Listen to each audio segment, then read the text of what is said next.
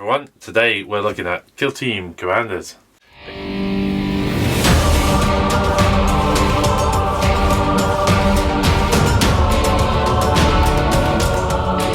Big thank you to Games Workshop for sending this along for a review. Very excited about this. We've been getting increasingly into Kill Team and really fell in love with Rogue Trader as well. Definitely. That's where Commanders were introduced. Now we're seeing it for every faction. We've had a good old run through this. We're going to do a kind of combo unboxing slash review, really. You know, I think at the end of the day, there's only so much we can review about this without almost revealing too much about it. So we're going to have a look in the box, maybe pick out some of our favourite characters, and then leave it to you wonderful people to decide whether you want to add this to Kill Team, which of course you do. Okay, let's get into the box. Interesting box before we even start. Nice hard case box, actually. Good for transporting your Kill Team stuff. So I'm already thinking this is great to strip out some of the inner bits, and then you can put your rule book in there and all your other cards. It's a nice little transporting box, this. Quite like it. Definitely. We've got the rule book. So when I say rules, really this is about stats. We've got all the different factions in there. Quick look at the content. So we've got rules, which is between page 12 to 14, because once you hit page 14 you're essentially beyond commander tactics and commander traits and psychic powers, which take you up to page 20. We're around specialists, which run through to sort of page well, specialists will take you as far as page 29, but from page 30 onwards we are into all of the faction commanders. And then some missions in the last sort of 20 pages, last 10-15 pages actually. So it's all about the stats for the factions, understandably so. The rules are fairly straightforward, and we've also seen a lot of this in Rogue Trader. Definitely. Below the rulebook we have Cards. deck of cards. Inside here we've got whole bunch of powers: Misfortune, Enfeeble, Iron Arm. So we've got the psychic powers. We've also got additional tactics, so a whole bunch of tactic cards, and that's pretty much it. Anything from Jewel of Honor, command tactic, etc. So we'll have a look at those in a little bit, maybe pick out our favorites. We've also got a lovely pack of blank cards. So filling out your characters as you create it, plenty of room to add the upgrades and what level they're on, etc. And then some additional tokens, including you know, the maneuvering tokens, etc., etc., just to mark your commanders as well, along with objective markers. So there you go. At that, we're at the bottom of the box. It's an awesome box. Right, should we start having a look in? Yeah. What? Have a look. Shall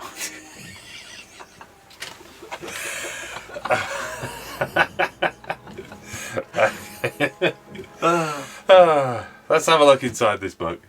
Yep. Right. There's a whole bunch of stuff in the front, Liam. The fluff side of it essentially setting the background to why commanders are being added to Kill Teams now. They talk about you know, leading from the front, the fact that certain missions require, you know, that extra bit of oomph adding to the team. What's interesting about this illustration here, we've got Spirit Seer actually from Primaris, and this is clearly from the Wake the Dead. Yeah, and yet you can't take a Spirit Seer, which we were a bit surprised about until we had to think about it. And then of course you can't add Wraith to Eldar Kill Team anyway, so what would the Spirit Seer doing? Be tagging along? Makes sense. But that aside, beautiful artwork nevertheless. There's a few little bits on the background in terms of the battlegrounds, etc., etc. This is again all familiar territory to all of us. And then very quickly, only a few pages into the book, we're into the rules section. Like with Rogue Trader, we've got commander tactics, commander upgrades, levels, and commander traits as well. So that works pretty much exactly the same as Rogue Trader. And as I've said, I don't think there's a huge amount we can say about this book without essentially giving the book away in its entirety. Needless to say, like in Rogue Trader, the commanders continue to have their own casualty rolls, and you also then have your own tactics and psychic powers as well. We've got some additional rules as well in terms of deployment and the rights of battle. So, for instance, Adapters to start his Death Watch tactic for the Primaris Captain.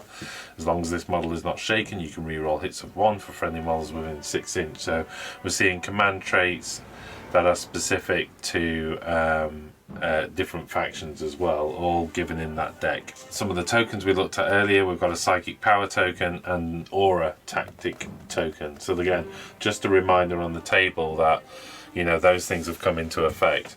So actually what I pointed out as just additional tokens is these aura tactic tokens and psychic power tokens. Again, very useful to know that they're in play on the table. Another point to mention, of course, commanders take over the leadership of the team in its entirety. You can still have that leader specialist within your team, that's allowed, but the commander just basically overranks them and takes over as well. So, you know, bear in mind that when you're building your team structure, and if you want to add the commander, and you don't have to lose that leader, particularly if you've kind of been developing a nice model or doing a nice little conversion. It's just every now and then his boss shows up, you know. Along with that, the specialisms, there's new specialisms now for commanders, and there's quite a list. I'll just go through the list. We've got Ferocity. You know, this is essentially someone who's just pretty angry from day to day. Fortitude, so some commanders are legendary not only for their combat skill but also for their ability to dismiss pain. Think of a few factions that would play quite well with. Leadership specialist, so a rare and invaluable gift to truly inspire the loyal members amongst them. And then each one of these tactics, so if we give a symbol of courage, as long as this model is on the battlefield and is not shaken, subtract 1 from nerve test for friendly models, and that's just the leadership level 1 specialism, so that's quite powerful, just taking 1 off of those nerve tests. We've got a logistics specialist. We have melee, you know, and again, this is things like adding 1 to a model's attack characteristics, fairly straightforward, just a commander who likes to get knee deep in blood, basically. We've got a psycho specialist. I've got a feeling this is the kind of thing I'll be doing when I put my Farseer on with my Eldar unit. But we get things like add 1 to, you know, student of the arcane, add 1 to the model's psychic test. Just very useful, just improving that psycho ability.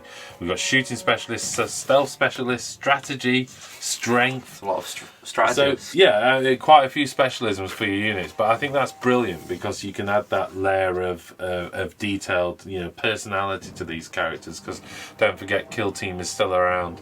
The personalities of the characters, you know, you can have them behave in a certain way. There's meant to be an element of role play to this, you know. If your commander is known for being great at combat, is unlikely to hang back and avoid a combat, for instance. So you know, in kind of, sometimes it's not just about a strategic or tactical play, it's also about role playing how that model would behave, how that commander would behave. Then we are into, as I said, from page 30 onwards, we're into each one of the different factions. So we're just going to take a look at a couple of these factions, pick out our favourites, and probably, as far as the review's concerned, call it a day.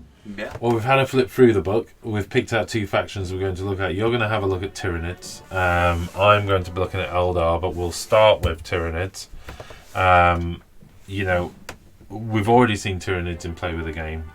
We already have things like Shadow, you know, there's a Shadow in the Warp which has been introduced, the idea of that, because, you know, obviously psychic powers, but at the end of the day, a little bit of background fluff on the Tyranids, and then you've got 2 options as far as what you can take. We have the Tyranny Prime, and we have the Broodlord.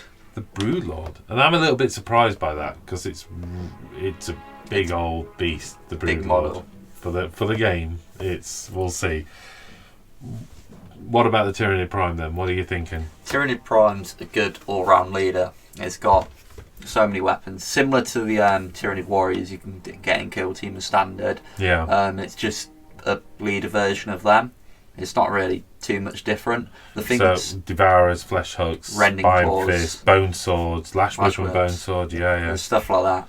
But the thing that stands out is that he's obviously a commander, and he has benefits for having Fortitude, Ferocity, leadership and melee and stuff. Oh, so the whole specialisms, what have we got? We got Ferocity, Fortitude, Leadership, Melee, Strategist and Strength. Quite a list. Quite a list. Quite a list of available ones. But I think that's fairly common looking through the book. I think a lot of them can do a lot of the specialisms. Shadow in the Warp, subtracting 1 from psychic tests. We're seeing that now. I don't think anything else had Shadow in the Warps in Kill Team, because that's generally limited it's to generally psychers and or leaders, isn't it? So even though the Tyranny Prime is not a psyker, it's certainly got Shadow in the Warp. We've got obviously adrenal glands as well, toxin sacs. We've seen synapse automatically pass nerve tests within 12 inch of any friendly model with this ability. Quite powerful. That's good. That's really good. Solid. Really useful mid-game, definitely. What about stratagems? As long as the model is not shaken, you can add 1 to the hit rolls for friendly models within 6 inches of this model. That's nice. That is nice. Tyranids aren't really known for hitting. It's just an abundance of attacks that normally kill things, isn't it? But +1 to hit on anything within 6 inch, so you could have quite a crowd around the Prime. And this is just +1 to hit, yeah? So that's shooting and or melee. Combat. Yeah. So wow. That's quite interesting. That's quite powerful. And for only 1 command point. I like that. It's very nice. And that's the Alpha Warrior rule, but obviously instead of it just being applying to warriors, this is now applying to any sort of friendly model, That's quite cute. Points-wise, very similar to what we've seen in Rogue Trader. At level 1, this is 50 points per model. That's pretty much where the Rogue Trader was coming in at. We did see Thrice Curse coming in at higher than that, I think about 65, 66 points before upgrades. There are some pointed options on this. Adrenal glands, Bone Swords, Death Spitter Devourer, so that's obviously the equipment. Certainly something that's tipping the scale on this. 8 points for Toxin Sacs. Pretty expensive. Yeah, but any wound of 6 in the fight phase with this model causes 1 additional damage, and that damage can be all thing for the game, can't it? So, Broodlord. It's just scary. Well, what can you say about the Broodlord except it's a Broodlord? I mean, I love the Broodlord in 40k anyway. Full stop. It's just such a. It's really weird. It's like its damage is D3, so it's a lot. It's hitting harder in combat. Its strength is user, but it's got rending claws, I believe, that of reroll failed wounds. Reroll failed wounds. And on a 6, it becomes AP -6 and damage 3 automatically. It's just really scary. It's already at -3 AP anyway. It was -6 and then when you go to -6 on a 6 with damage of 3 is just that's just mental. You just have to have an invuln to survive this if it gets to 6. Talking of invulns, lightning reflexes. It's got a 5-up invuln, I believe. Yep.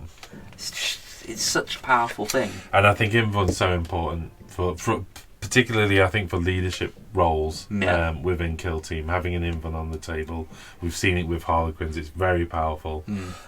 Definitely useful to have. Swift and deadly reroll charge. It's built for combat. Automatically, it's a synapse creature, so not only is it passing its own nerve test, but it's passing 12-inch bubble. And then, of course, it's a psyker. So not only is it really good at combat, you can just buff your own units or buff himself. The power's available. It's you generate a psychic power. You can either roll a D3 or and generate them randomly, or you can select those which you wish to have. Do so before each battle. So in terms of psychic powers, actually let's just check how many can it have. It knows the Cybolt psychic power as well as 1 generated from the Hive Mind discipline, Hive Mind being Dominion, Catalyst, the Horror. You have to remember that these abilities now are pretty much impacting say Catalyst and the Horror is just 1 model because each unit is a model. You've got to bear that in mind. So I think it's important they've done that. Otherwise the game would be completely tipped off the edge in terms of balance, wouldn't it? Just, if you could impact multiples. Saying that, we've got Dominion caught my eye. Manifested select friendly model within 18 inch of the Psyker that has instinctive behaviour ability.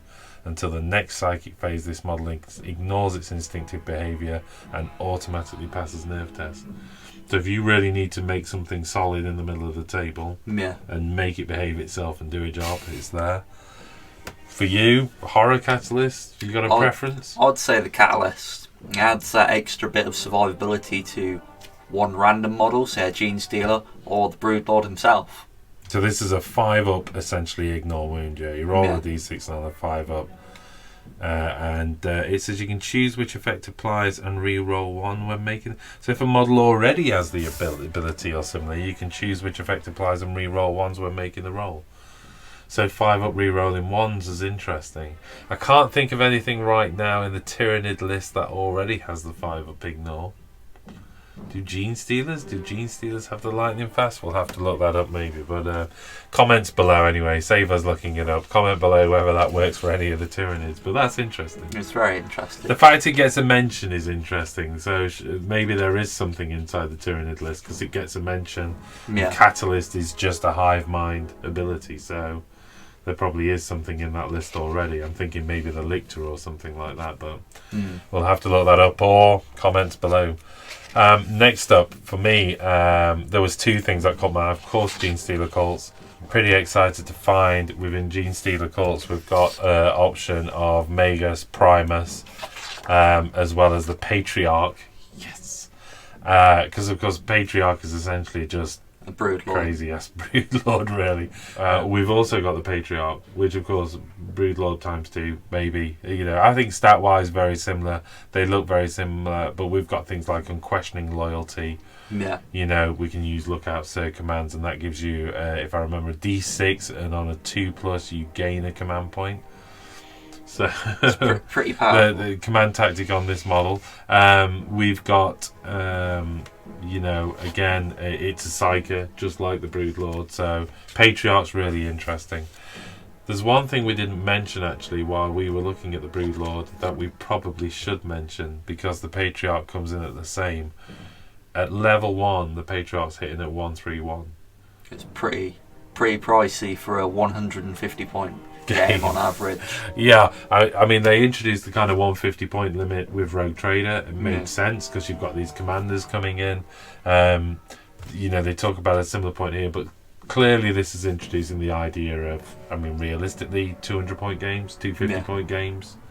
When you do that and then look at some of the other factions, you could be up against some quite high model counts. Yeah. Or you're playing 150 and these guys are showing up with very little support. 2 dudes at max. It's kind of cool. Even that would be kind of cool. You're showing up with 1 or 2 dudes supporting you, and clearly the enemy's objective is to try and take you out by you rampage around the table going insane. But fun. Next up, I want to have a quick look at the Ajrani. So Eldari, should I say. 3 options. We've got the Autarch, the Farseer, the Warlock, as I mentioned. No sight of the Spirit Seer, but of course not. There's nothing in there. I really like, again, the look of the Autarch. It's coming in at a fairly decent price point, so this is mid-50s.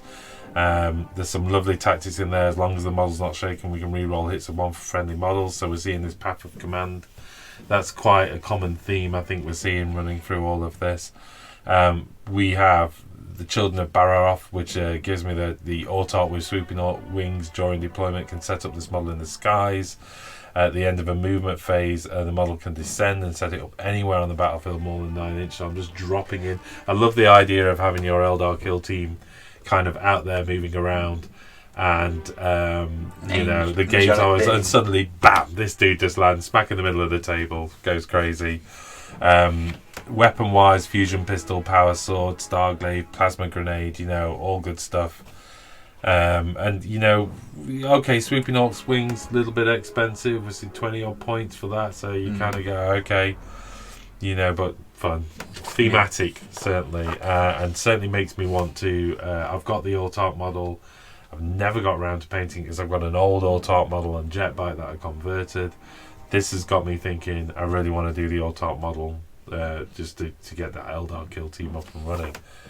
But of course, I think for most Eldar players, this is all about the Warlock and the Farseer. Psychic madness. Psychic Madness, Warlocks, relatively decent price, but we're talking, by the time you've probably set them up, low 20s, so it's not too expensive. You can squeeze a few of these if you wanted to. Well, actually, Commander, but the Farseer again, neither of these are sitting anywhere near the points value of the Broodlord. This is the interesting thing. I could probably take all three of these command options in one go, and I'm still in safe money. Warlock, what we're seeing is great stuff, Singing Spear. None of them can be taken on the jet bike. What a shame. But we do have Runes of Battle, Conceal, Reveal, Protect and Jinx, Empower and Innovate. Very similar to the rules that we've seen before. Add one to saving throws or take one away from saving throws. But again, remember, it's just a model. Model is a unit, so feels like it's going to be crazy, but then you go, well, actually, I can it's just the individual throw a model. psychic power in, and it's just impacting that individual model. We of course have Rune Armor, 4-up in 1 save. I can't emphasize enough how important I think in 1 saves are for Kill Team. The Farseer, we also have Runes of Fate, and again Guide, Fortune, and the Will of Azuran. A little bit sad not to see Doom in there. Yeah, Doom was quite it probably would be too much, but okay, so Fortune, of course, same effect again to what we saw before. This is a 5-up ignore on wounds, so this is not a re-roll of save. And again, I think that's right for this game. I think if you've got re-rolls and re-rolls and re-rolls, I think by the time you're at, it's hard enough to cause a wound in Kill Team. There's always that opt-out at the end where it just becomes a flesh wound. So if you add all of that up and then just give someone clean re-rolls as well, it's it's probably just a bridge too far, isn't it? And the Will of Azuran again, what we're seeing is something common here. I think we're seeing either the reinforcement of nerve tests or ignoring of wounds on kind of 5. There's a common factor to all of this, and we've not gone through all of the psychic powers. It'd be interesting to kind of pull out the difference, but some commonality that limits those leadership abilities, I think, without going too far. Needless to say, I'd have loved to have seen them on jet bikes. It would have been mental, but I would have loved to see a Broodlord in a jet bike. Well, it leaves us, with some thought around how far are they going to take Kill Team? Are we going to see vehicles? Are we going to see, and that's, I've seen on some of the community pages, people are concerned by this, the escalation of the game. Is it going to go too far? I'm quite happy to see leaders coming into the game. I think that works for me. I'm not concerned about that. It always made sense to me that the leaders would handpick a group of warriors and say, we've got something to go do, so I like that. But vehicles and all the rest, it was there before. I mean, you were saying, how did the last Kill Team work? It was anything in 200 points that didn't have a save better than 2-up and an invuln better than 3-up. Okay. Even for vehicles, was there a limit on vehicles? I seem to remember something about... It was nothing better than 33 hull point. Round armour. Armour, yeah, that was it, right. So you added up the armour facing. So like, Sentinels were fine. Yeah. Like, they weren't really impactful, apart from walking thing. But yeah, you had jet bikes and you had warp spiders, which were pretty interesting. So that's the question, is whether they'll continue to expand the game. Personally, right now, I don't think so. I think what we might see is an expansion of factions. So I'd love to see Inquisitor teams, Inquisitor bands joining this. That would be awesome. We've had Rogue Trader, which introduced commanders anyway. This adds an extra dimension as well, I think, which is always nice to have to the game. But I don't kind of feel the need for it to go off into that mini low point 40k. It doesn't feel that's the direction they've gone with this at this stage.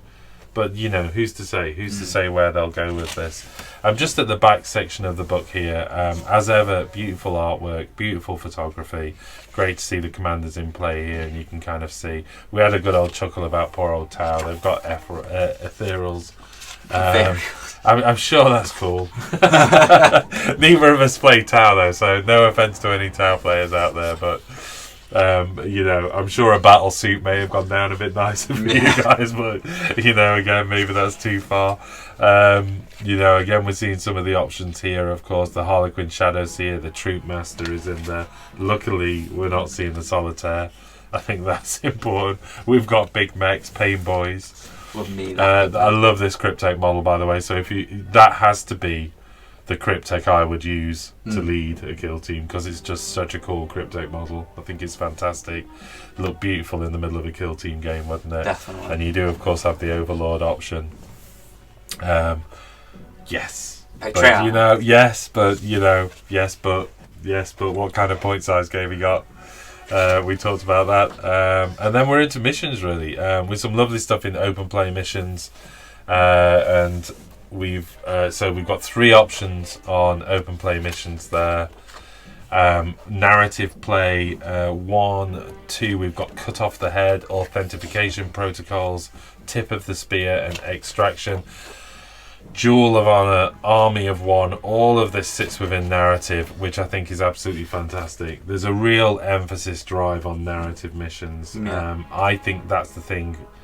You know, what I'd like to cover more on the channel really is playing more of the narrative play games rather than the match play games, is just because that way you can introduce, we know the high points and stuff. And, you know, you stick a Patriarch in the middle of a Gene Stealer cult, then maybe it's about a team trying to escape from the mines or something like that, and all they've got to do is get out, and you know, kind of playing to that narrative rather than about winning, you know, through destruction.